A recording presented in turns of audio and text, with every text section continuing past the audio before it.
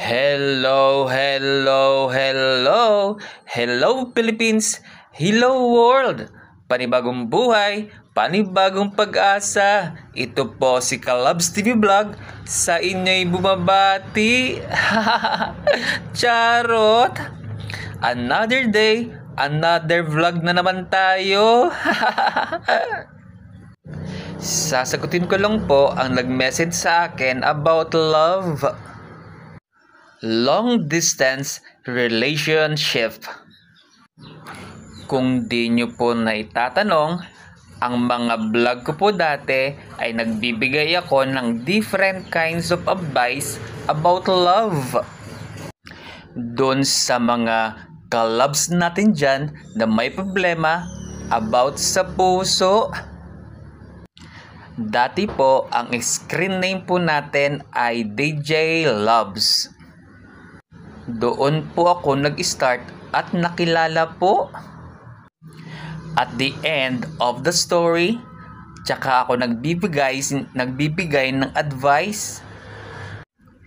At nag-render po ako sa kanila ng songs. Opo, kumakanta po ako. Live po yun ha. So, may nagtanong po sa akin about long distance relationship. Long distance relationship. Ngunit, para lamang ito sa mga matitibay.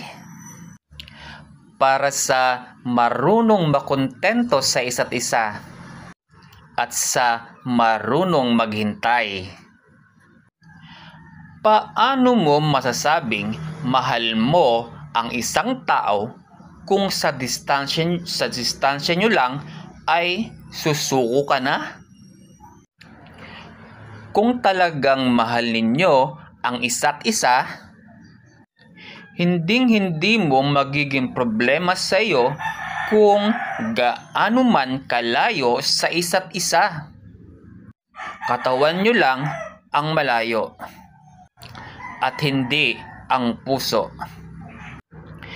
Yan po ang maibibigay kong advice sa iyo. Love ko to. I hope nagustuhan mo ang advice ko. Hi! Nanunumbalik na naman tayo sa pagiging DJ Loves. Diyos ko po, Rudy! Eto pa ang isang advice ko, dun sa mga oras lang ang hinihingi. Ingatan mo yung mga taong oras lang ang hinihingi sa'yo. Hindi mga material na bagay. Tandaan mo, mas masarap mahalin yung taong hindi tumitingin sa estado ng buhay na meron ka. At sa kung ano lang ang kayang ibigay sa kanya. Swerte mo kung ganitong tao ang nakakasama mo ngayon sa buhay mo. Ipagpaumanin niyo po kung medyo hirap pa po tayong magsalita. Hindi pa po kasi magaling ang stroke po natin. O siya, hanggang dito na lamang. Ito po si Kalabs TV Vlog, ang sa inyo'y nagpapaalam. Bye-bye!